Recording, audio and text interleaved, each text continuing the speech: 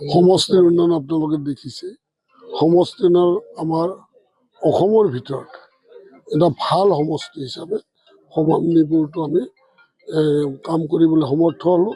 তাত মুখ্যমন্ত্ৰী মহাশয় যথেষ্ট আগবঢ়াই দিলে, কাৰণ মুখ্যমন্ত্ৰী মহাশয়ক মই প্ৰথম AUDF-ৰ পৰা যেতিয়া মই ৰিজাইন দিওঁ তেতিয়া 32টা চুক্তি দিছিলোঁ।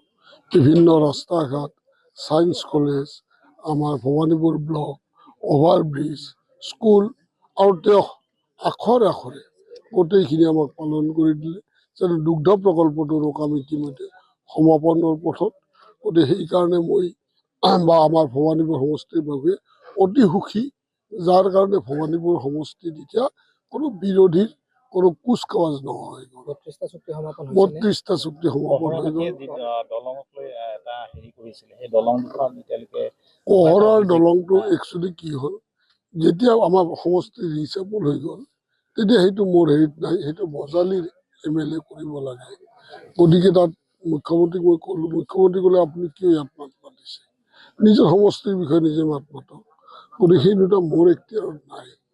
কিন্তু মোৰ সমষ্টিৰ কথা মই ক'ম, এতিয়া মানসৰ কথা মই ক'ব পাৰোঁ। কিয় 1 বছৰ আগতে মুখ্যমন্ত্ৰী মহাশয় ক'লে যে মানস সমষ্টিটো আপুনি চোৱা চিতা কৰক, তাতে MLA নাই। সেইকাৰণে তাতে বিভিন্ন পৰ্যায়ৰ উন্নয়নত মই আগবাঢ়ি গৈছোঁ। ইতিমধ্যে 300 নামঘৰ দিলে, আনটাইড ফাণ্ড দিলে। গতিকে কহৰাটো মোৰ হেৰিত নপৰে, বজালী সমষ্টি। পুনৰ বিচাৰি আছে ভৱানীপুৰত আপোনাক, সেইটো দেখিবলৈ পোৱা গৈছে মানসত আপুনি লাগি আছে। হয়, কি হ'ব সেইটো আচলতে আমাৰ দলে নিৰ্ধাৰণ কৰিব।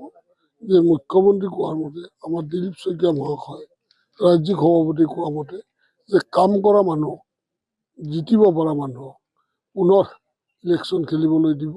সেইমতে মোক ক'ৰবাৰ এটাত দিব, ভৱানীপুৰ হ'ব পাৰে, মানসো হ'ব পাৰে, আৰু য'ত দেই তাতে খেলি জিতাৰ কাৰণে প্ৰস্তুত আছোঁ।